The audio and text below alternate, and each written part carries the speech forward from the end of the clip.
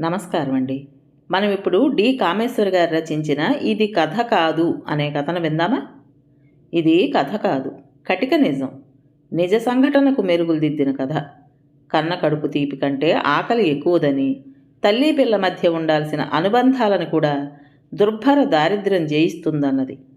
ఇలాంటి తల్లి కూతుళ్ళు కోట్ల సంఖ్యలో ఉన్న మన దేశంలో ఇలాంటి కథలు నిరూపిస్తాయి 25 ఏళ్లలో మనం సాధించిన ప్రగతి. ఎండాకాలం, ఎండ నిప్పులు చెరుగుతుంది.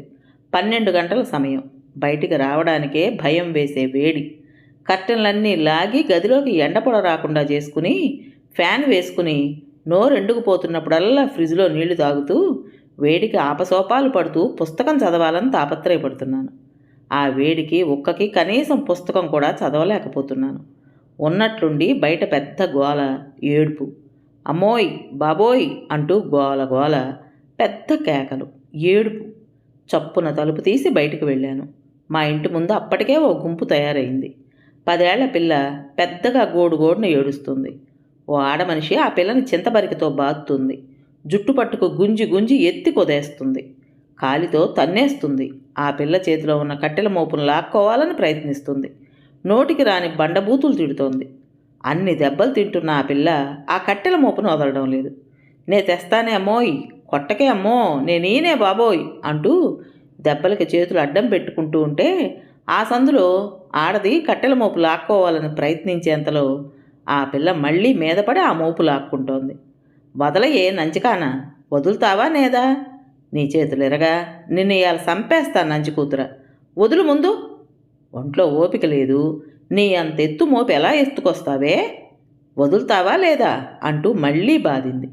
మళ్ళీ ఆ పిల్ల ఏడుపు. ఆ పిల్ల కట్టెల మోపు వదలదు. చూస్తుంటే నాకేం అర్థం కాలేదు. ఆ పిల్ల ఎవరు, ఆడమనిషి ఎవరు? ఇద్దరికి ఏమిటి సంబంధం?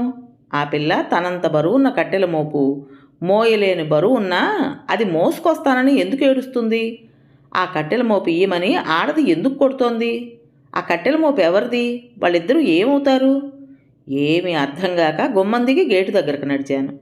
అప్పటికే మా కాలనీలో ఆడవాళ్ళందరూ ఆ గోలకి తలుపులు తెరుచుకుని బయటకొచ్చి నాలాగే చోద్యం చూస్తూ నిలబడ్డారు కాసేపు. ఆ పిల్లని అలా బాదుతుంటే చూడలేక అందరూ ముందుకొచ్చారు సంగతి ఏమిటో తెలుసుకుందామని. ఆ గోలకి అసలందరూ ఆ వీధిలో ఏ దొంగతనమో జరిగింది కాబోలు, దొంగను పట్టుకుని కొడుతున్నారు కాబోలు అనుకుని ఆరాటంగా అంతా తలుపులు తీసుకొచ్చారు. కానీ జరుగుతున్నది వేరు. ఏయ్ అమ్మీ, ఆ పిల్లని ఎందుకు అలా చావగొడుతున్నావు?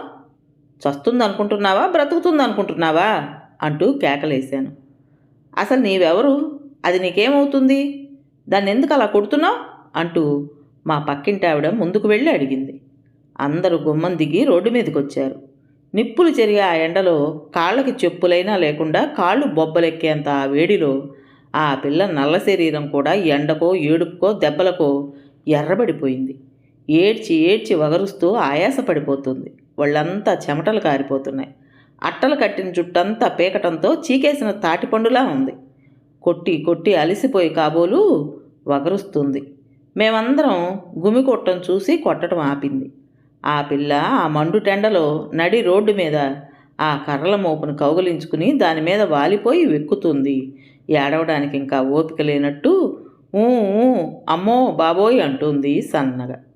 ఏయ్, నువ్వు మనిషివేనా? అంత చిన్నపిల్లని పట్టుకుని అలా కొడతావా? దానికి నువ్వేమవుతావు అంటూ గుడ్లు ఎర్రజేసి అడిగాను ఆ పిల్ల స్థితికి జాలిపడి.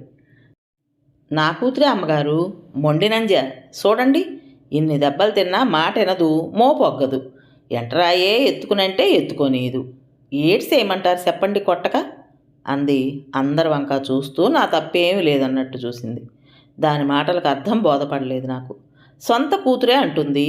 తల్లి కూతురే కనుక ఆ పిల్ల తను మోయలేని బరువు తల్లి ఎత్తుకొస్తానంటే హాయిగా బరువు వదుల్చుకోవచ్చు కదా. మరి ఆ పిల్ల ఆ మోపు ఎందుకు వదలదు? మోయలేకపోయినా తనే మోసుకొస్తానని ఏడవటం ఏమిటో వింతగా అనిపించింది. రోజు మా వీధి అమ్మట ఇలాంటి కర్రల మోపులు ఎత్తుకుని చాలామంది వెళ్ళడం చూస్తూనే ఉంటాను. పెద్ద పెద్ద ఎండు కొమ్మలు నరికి అవన్నీ ఓ మోపు కట్టి ₹2కి అమ్ముతారు. పెద్దవాళ్ల వెనక 7-8 ఏళ్ల పిల్లల దగ్గర నుంచి కూడా వాళ్ళు ఎత్తుకోగలిగిన బరువు మోపెత్తుకుని వెడుతూ ఉంటారు అమ్మడానికి. ఆ చుట్టుపక్కల 2-3 మైళ్ళ దూరాన ఉన్న కొండల్లో, చిన్న చిన్న అడవుల్లో ఈ కంపలు కొట్టి ఊళ్ళోకి తీసుకొచ్చి అమ్ముతుంటారు. ఉదయాన్నే అడవికి పోయి కర్రలు కొట్టి ఊళ్ళోకి తెచ్చి అమ్మి ఆ తెచ్చుకున్న డబ్బుతో బియ్యం, ఉప్పు, పప్పు కొనుక్కుని సాయంత్రం అయ్యేసరికి ఇల్లు చేరతారు అలాంటి వాళ్ళు. అలాంటి వాళ్ళల్లో ఈ తల్లి పిల్ల ఒకరు. అదేమిటి, ఎందుకు ఈయనంటుంది? అది మోయలేకపోతే దాని మోపు నీకీయడానికేమి? నేను అడగదలిచిన ప్రశ్న ఎదురింటి ఆవిడ అడిగింది. అదేనమ్మా, దాని మొండితనం చూడండి. నే ఎత్తుకెళ్ళి అమ్ముకొస్తానే ఇయ్యే అంటే వినదు, అదే తేవాలంటది. బుర్ర మీద ఎత్తుకునేసరికి నడవలేక కూలబడద్ది. నన్నెలనీదు, అది నడవలేదు. ఎండ మాడిపోతుంది. బేగి కర్రలు అమ్ముకుని వెళ్ళాలంటే ఈ గుంట సచ్చింది మాట వినదు. తల్లి ఫిర్యాదు చేసింది. ఓలమ్మో, నేను ఈయనే అమ్మో, పొద్దుటేళ్ళ నుంచి కర్రలు కొట్టినాను, నా నమ్ముకుంటానే. ఇంత దూరం మోసుకొచ్చి నీకిస్తానేంటేవు? మోపు నా నెత్తినెట్టే, ఈసారి నడుస్తానే అమ్మో అంటూ ఆ పిల్ల ఏడుస్తూ లేచి నిల్చుంది. నీజిమ్మడా ముందనష్టముండా, ఈ తూరు నడిచి రాకపోతే ఈ కత్తెట్టి నీ పేక తెగ్గొడతా అంటూ తల్లి కర్రలు కొట్టే కత్తి తీసి కూతురి మీదకి వెళ్ళింది. ఓలమ్మో కొట్టకే, మోపెత్తే అంటూ ఏడుపు లంకించుకుంది ఆ పిల్ల. ఎత్తుకోవే, ఎత్తుకో, ఈ తూరి ఒగ్గేశావంటే సంపేస్తా అంటూ ఆ తల్లి కూతురు కర్రల మోపెత్తి దాని బుర్ర మీద పెట్టి నడు నడు అంటూ తన మోపెత్తుకుంది. ఆ పిల్ల కర్రల మోపు బుర్ర మీద పెట్టగానే ఆ బరువుకు తూలిపోయింది. బుర్ర మీద మోపు నిలుపుకోలేక క్రింద పడబోయి నిలదొక్కుంది. బుర్ర మీద నుంచి జారిపోతున్న మోపు జారకుండా నిలుపుకోలేక అలాగే 4 అడుగులు వేసి మరి నడవలేక మోపుతో పాటు క్రింద కూలిపోయింది. ఓలమ్మో, నే ఎత్తుకోలేనే అంటూ భయంగా తల్లి వంక చూస్తూ ఏడుపు లంకించుకుంది. తల్లి తన మోపు దబాలను క్రింద బారేసి మళ్ళీ ఓ కర్రపుల్ల విరిచి వేరావేశంతో ఆ పిల్ల దగ్గరికి వెళ్ళి బాధటం మొదలుపెట్టింది. ఏటే ఎదవనంజా, ఇదేటి తమాసా అనుకున్నావేటి? గుడిసెట్టినంజా సావు, నా వెనకాల మళ్ళా బయలుదేరావంటే చూడు, ఆ కర్రలట్టుకుని సావు పేడా పోతుంది, ఆ కర్రలతోటే నీకు నిప్పెడతా అంటూ బాదుతూ జుట్టు పట్టుకు ఎత్తి కొదేసింది. అందరం వెళ్ళి అడ్డుపడేసరికి ఆగింది. చేతిలో పుల్ల విసిరేసి తన మోపెత్తుకుని నడవడం మొదలుపెట్టింది. ఓలమ్మో, వెళ్ళిపోవద్దే, నన్ను నొక్కిపోవద్దే. ఆ పిల్ల ఏడుస్తూ తల్లి కాళ్ళకు అడ్డం పడింది. తల్లి కాళ్ళతో తన్నింది కూతుర్ని. ఎంతసేపు చూస్తున్నా వాళ్ళిద్దరి భాగవతం అంతుపట్టలేదు నాకు. ఏయ్ పిల్ల, నీకు బుద్ధి ఉందా లేదా? ఆ మోపు నువ్వు మోయలేని దానివి మీ అమ్మ ఎత్తుకొస్తానంటే ఇవే, నువ్వు మోయలేవు, మీ అమ్మకి ఇవ్వు, దానికోసం చచ్చేట్లు దెబ్బలు తింటూ కూడా వదలవే. హాయిగా మీ అమ్మ ఎత్తుకొస్తానంటే నీకేం బాధ? కసిరాను. ఇందాకటి నుంచి ఆ పిల్ల మీద జాలి దాని మొండితనం చూడగానే కోపంగా మారింది. చూసేవాళ్ళకి ముందు అలా కొట్టడం తల్లి తప్పులా కనిపించినా ఇప్పుడు కూతురి మొండితనం విసుగు కలిగిస్తుంది. అసలు ఆ కర్రలు వదలకపోవడంలో ఆ పిల్ల ఉద్దేశం ఏమిటో అర్థం కావడం లేదు. ఆ కర్రల మోపు తన ప్రాణంలా విడవకుండా కట్టుకోవడం, ఎంత బరువున్నా తనే మోసుకొస్తాననడం ఏదో వింతగా కనిపించింది. నా నీనమ్మగారు, ఆ మోపు నాది, పొద్దుటేలంతా కర్రలు కొట్టాను, ఈ కటికి లాక్కొచ్చినాను, నా నమ్ముకుంటే నాకు 2 రూపాయలు వస్తాయి, నాను మోపు ఒగ్గను ఏడుస్తూనే అందా పిల్ల. మీ అమ్మ ఎత్తుకెళ్ళి అమ్ముతుందిగా, మీ అమ్మే కదా, దానికీయటానికే? మా ప్రక్కింటి ఆవిడ ఆశ్చర్యంగా అడిగింది. నాను డబ్బులు ఇకపోతే మా అమ్మ కూడెట్టదు, కర్రలు అమ్మితే రూపాయి ఇస్తే ఆ డబ్బులు అట్టుకెడితేనే కూడెడుతుంది. ఆ పిల్ల ఏడుస్తూనే అంది. ఏటే, నీకు కూడెట్టకుండానే గాలికి పెరిగావంటే ఇన్నాళ్ళు, నీ కూడు పెట్టకుండా మార్చి చంపుతున్నానని చెప్తున్నావా అంటూ మీదకొచ్చి కూతురు జుట్టు పట్టుకుంది. పూటకు మూకుడు చెల్లిస్తావు, నీ అబ్బా ఎవడే నీకు పెడుతున్నాడు? ఊరికే పెడుతున్నావేటి? నా డబ్బులట్టుకొస్తే పెడతావు, లేకపోతే నా మొహాన ఇన్ని గంజినీళ్ళు పోస్తావు. ఇప్పుడు ఈ కర్రట్టుకెళ్ళి నీవు అమ్ముకుంటావు, నా డబ్బులు ఇయ్యలేదని ఇన్ని గంజినీళ్ళు పోసి నువ్వు కూడు మెక్కుతావు. తల్లిని కొరకరా చూస్తూ ఆ పిల్ల ఆవేశంగా అంది. నీజిమ్మడా అని కూతుర్ని మెటికలు ఇరిచి తిట్టి, చూశారమ్మగోరు గుంటనంజి మాటలు, కూతురికి తిండెట్టకుండా తల్లి మార్చి చంపేస్తుందా? నలుగురిని చూస్తూ అంది తల్లి. ఎప్పుడెట్టావు నాకు? డబ్బులు ఇకపోతే చావు ముండా అంటూ మూకుట్లో ఇన్ని గంజినీళ్ళు పోస్తావు, డబ్బులు ఇచ్చిన్నాడు కూడెడతావు, నిన్న డబ్బులు ఇవ్వలేదని కూడెట్టావా? నెలేసింది కూతురు. అందరం విచిత్రంగా ఆ తల్లి కూతుళ్ళని చూస్తూ వాళ్ళ వాదనని వింతగా వింటున్నాం. అప్పటికి వాళ్ళిద్దరి గొడవ అర్థమైంది నాకు. కూతురు రోజు సంపాదిస్తే తప్ప తల్లి తిండి పెట్టదన్నమాట. తను కర్రలమ్మి డబ్బిస్తే గాని తల్లి తిండి పెట్టదన్న భయంతో కర్రలు ఎత్తుకోవడానికి ఓపిక లేకపోయినా ఆ కర్రలు తనే పట్టుకెళ్ళి అమ్ముకోవాలని ఆరాటపడుతోంది ఆ పిల్ల. అందులో నిన్నను కూడా తిండి లేదు గనక ఈ పూట అన్న డబ్బులిచ్చి తిండి తినాలని ఆ పిల్ల ఆశ. ఆ ఆశతోటే చచ్చే దెబ్బలు తింటుంది. ఆహా, ఆకలి మహిమ అనుకున్నాను. ఆ తల్లిని చూస్తుంటే యావగింపు కలిగింది. పట్టుమని 10 ఏళ్ళు లేని పిల్ల తన తిండికి తను డబ్బులు సంపాదిస్తేనే తిండి పెడతాననేటంత కఠినంగా ఏ తల్లైనా ఉంటుందా? ఇంత కర్కోటకపుదా అనిపించింది. అందరి మొహాల్లోనూ అదే భావం తొంగి చూసి ఆ తల్లిని యావగింపుగా చూశారు అందరూ. మా మొహాలు చూస్తూ మా భావం గ్రహించిన దానిలా ఆ తల్లి, ఏడ్సేయనండమ్మగారు, 4 పిల్లలు, అంతా సంటివాళ్ళు. ఇదే కాస్త చేతికి అందొచ్చింది. 4 పిల్లల్ని కన్నాం. మగ సచ్చినోడు నన్ను నొగ్గి మరొకతిని తెచ్చుకున్నాడు. ఈ పిల్లలు నా పాలబడ్డారు. 4 గుంటెదవల్ని ఏటి పెట్టి పోషించను? కాయ కష్టం చేసుకుని ఏ రోజు డబ్బు ఆ రోజు తెచ్చుకుంటే తప్ప నోటికాడకి కూడు రాదు. నానొక్కదాన్ని 4 సంటి పిల్లల్ని ఎలా సాకను? ఇది చేతికి అందొచ్చింది కాస్త. దీన్నింకా కూకోపెట్టి తిండెట్టడానికి నేను మీలా ఉన్నదాన్నా తల్లి? దీని తర్వాతది కుండా మండా కడిగి ఇంత ఉడకేసి సంటి పిల్లల్ని చూసుకుంటుంది ఇంటికాడ. దీన్ని నాతో పుల్లలేరుకు రావడానికి తీసుకెళ్తాను. ఇదో రూపాయి డబ్బులు తెస్తే నానో 2 రూపాయలు తెచ్చి అవి ఇవి కలిపి అందరం ఇన్ని గంజినీళ్లు తాగుతున్నాం. గుంట సచ్చింది తిని కూకుంటానంటే నేను యాడ్ నుంచి తెచ్చి దీనికి ఎడతాను? మొండా పొల్లలేరే అంటే ఏ చెట్టు చాటునో కూకుని ఆటలాడుకుని పూలేరుకుంటూ 4 పుల్లలు కొట్టేది. ఓమో పట్టుకెళ్ళి అమ్ముకుంటే రూపాయి డబ్బులు వస్తాయి కొట్టే అంటే 4 పుల్లలు కొడితే నన్ను ఏడ్చి చేస్తాను చెప్పండి అమ్మగారు. నేను యాడ్ నుంచి తెచ్చి ఈ గుంటెదవల్ని మేపను? దొంగనంచికి ఇదే మందని రూపాయి అట్టుకురా అన్నాడు కూడెట్టను పో అని గంజినీళ్ళు పోసేసరికి వంగి వచ్చింది. ఇప్పుడు రోజు మోపట్టుకెళ్ళి అమ్ముకొస్తుంది. రూపాయి డబ్బులు తెస్తుంది. మరి రోజు మోపు మోసుకెళ్ళేది కదా, ఇవాళ ఎందుకు ఎత్తుకోలేకపోతుంది? ఒక ఆవిడ అడిగింది. గుంటకి ఆశ లావైంది. రూపాయి నాకిచ్చి మరో రూపాయి ఎట్టి చిరుతిళ్ళు కొనుక్కు తినటానికి ఇంతలావు మోపు కట్టింది. ఎత్తుకోలేవే నంజా అంటే ఇనుకుంది కాదు. ఎండ మండిపోతుంది. కాళ్ళు బొబ్బలెక్కాయి. ఏడదాకా పడతాలేస్తా మోసుకొచ్చింది. కళ్ళు తిరుగుతుండాయి, కాళ్ళు తేలిపోతుండాయని ఏడకోలబడింది. మోపు ఎత్తుకోలేకపోతుంది. నాకు ఏ అమ్ముకొస్తా అంటే ఒగ్గదు. దాని రూపాయి డబ్బులు నేను తినేస్తానని భయం దానికి. అంతా పూర్తిగా అర్థమైంది. ఆ తల్లిని తప్పు పట్టేందుకు కనపడలేదు. రూపాయి పెట్టి చిరుతిండి తినాలనే ఆ పిల్ల ఆశ అత్యాశ కాదు. డబ్బు లేకుండా కూర్చుండబెట్టి పోషించలేని తల్లి అశక్తత అన్యాయం అనలేం. అంతా కలిసి ఆ కూతురికి తల్లికి రాజీ కుదిర్చి మోపులో సగం తల్లి మోసేట్టు, రోజు ఇచ్చే రూపాయి కాక మిగతాది కూతురికే తల్లి వదిలేసేట్టు బోధపరిచాం అందరం కలిసి.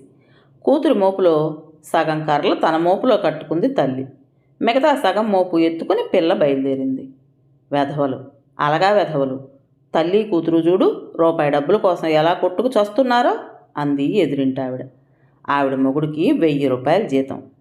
నిజమే, రెక్కలొచ్చిన పక్షుల్ని పొడిచి పొడిచి గూట్లోంచి తరిమే పక్షులకి, పిల్ల పెద్దదయ్యాక దగ్గరకొస్తే కొమ్ములతో పొడిచే పశువులకి వీళ్ళకి తేడా ఏముంది అనిపించింది.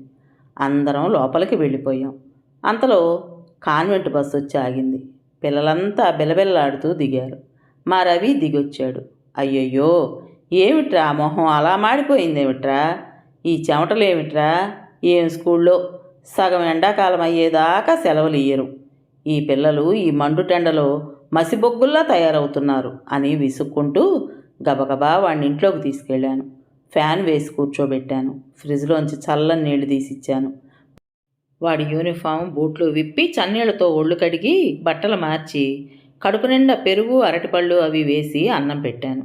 వాడు అన్నం తింటున్నంతసేపు వాడి వయసే ఉన్న ఆ పిల్ల తన తిండి కోసం ఎంత కష్టపడుతుందో, ఎన్ని దెబ్బలు తిందో కళ్ళ ముందు కదిలి ఆ పిల్ల మీద జాలి, ఎంత సమర్థించినా ఆ తల్లి పట్ల విముఖత కలిగాయి. మాతృత్వంలోని మమతని కూడా మర్చిపోయిన ఆ తల్లిని క్షమించలేకపోయాను. తల్లి బిడ్డ కోసం తన ప్రాణాలన్నా అర్పించుతుంది అంటారే, ఆ మాట అబద్ధమా? మరో 15 రోజులకి మధ్యాహ్నం 12:30 అయింది. రవి ఇంకా ఇంటికి రాలేదని బస్సు వస్తుందేమో అని చూస్తూ గుమ్మం ముందు నిల్చున్నాను. Morning school. 7 గంటల నుంచి 12 వరకు స్కూలు. రోజు ఈ పాటికొచ్చే రవి ఇంకా రాలేదని ఆరాటంగా బస్సు కోసం ఎదురు చూస్తూ వీధి వరండాలో తచ్చాడుతున్నాను. రోడ్డు మీద కట్టెల మోపులు ఎత్తుకుని కొందరు వెడుతున్నారు. మా ఇంటి ముందుకొచ్చేసరికి వాళ్ళు ఎండకి కాస్త అలుపు తీర్చుకోవడానికి ఇంటి ముందున్న పెద్ద చెట్ల కింద మోపులు దింపుకుని ఆయాసం తీర్చుకుంటున్నారు. 2-3 ఆడవాళ్ళు సందేహిస్తూనే గేటు తీసుకుని లోపలికొచ్చి నన్ను చూసి, కాసి నీళ్లు పోయి తల్లి, నోరెండిపోతుంది, ఎక్కడా నీటి సుక్క రావడం లేదు పైపుల్లోంచి అన్నారు. నీళ్లేగా, ఏం భాగ్యం అంటూ లోపలికి వెళ్ళి చెంబుతో తెచ్చిచ్చాను. ఆ నీళ్లు తాగిన వాళ్లలో ఆనాటి తల్లి కూడా ఉంది. దాన్ని గుర్తుపట్టి, నీ కూతురేది, ఇవాళ రాలేదే అని అడిగాను. అది ఒక్కసారిగా గొల్లుమని ఏడుపు లంకించుకుంది. ఇంకెక్కడి కూతురో, నా కూతురో, నానే చంపేసుకున్నాను తల్లి, నా నోట్లో దుమ్ము కొట్టి వెళ్ళిపోయిందే నా కూతురు. ఆ తల్లి గోడుగోడు నా చేత్తో బుర్ర కొట్టుకుంటూ ఏడవటం ఆరంభించింది. తెల్లబోయాను. చచ్చిపోయిందా? ఎలా చచ్చిపోయింది? ఏం జరిగింది? నా సందేహాలు ప్రశ్నలయ్యాయి. ఆ తల్లి ఏడుస్తుంటే ఆ మిగతా వాళ్ళు అసలు సంగతి చెప్పారు. ఆనాడు ఇంటికి వెళ్ళేసరికి కూతురు ఒళ్ళు ఎరక్కుండా పడిపోయింది. ఎండ దెబ్బకో, తల్లి కొట్టిన దెబ్బలకో, తిండి లేకో, ఏమైతేనే ఒళ్ళు తెలియని జ్వరంతో మూసిన కన్ను మరి తెరవలేదట. ఆ మర్నాడంతా ఒళ్ళు తెలియని స్థితిలోనే ఉందట. ఆసుపత్రికి మోసుకొచ్చారట. బలహీనం మీద వడదెబ్బ కొట్టిందన్నారట డాక్టర్లు. తెలివిలోకి రాకుండానే చచ్చిపోయింది 3వ రోజున. రూపాయి డబ్బులు తెచ్చే తల్లి రోజు నా నోటికాడ కూడు నానే పడదోసుకున్నాను. రూపాయి ఎట్టి సిరితిండి కొనుక్కొనే లేదు. వెళ్ళిపోయిందిరో నా కూతురు, నా కూతురో.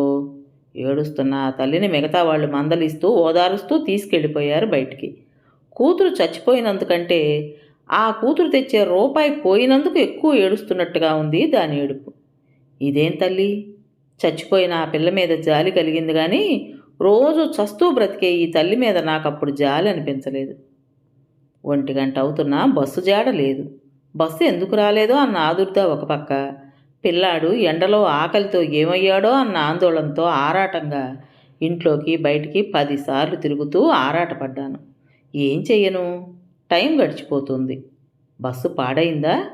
కొంపతీసి ఎక్కడన్నా యాక్సిడెంట్ అవ్వలేదు కదా? ఎవరినన్నా పంపుదామన్నా ఇంట్లో ఎవ్వరూ లేరు. ఆయన కూడా టూర్లో ఉన్నారు. లేకపోతే కారు తీసుకెళ్లేవారు. ఏం చేయడమో తెలియక కంగారు పడ్డాను. ఆందోళనకు తోడు ఆకలి కరకరలాడిస్తుంది. ఉదయం 8 గంటలకు తిన్న టిఫిన్ రోజు ఇంటికొచ్చాక 12:30కి వాడు నేను కలిసి తినడం అలవాటు. 1 గంటన్నర అవుతున్నా బస్సు జాడలేదు. ఇంట్లోకి బయటికి తిరిగి తిరిగి కాళ్ళల్లో నీరసం వచ్చి కుర్చీలో కూలబడ్డాను. ఆకలి ఒక పక్క. పోనీ భోంచేద్దామంటే అయ్యో పిల్లాడు ఇంకా తినలేదే అనిపించింది. వాడు ఆకలితో ఎండలో ఎక్కడ మాడుతున్నాడో, అన్నం తినేనా నేను అనిపించింది. ఏం చేయాలో తోచక నిస్సహాయంగా మరోసారి వీధిలోకి వెళ్ళాను. బస్సు జాడలేదు. ఎన్ని గ్లాసుల నీళ్లతో ఆకలిని చంపగలను? 2 గంటలు అవుతుంది.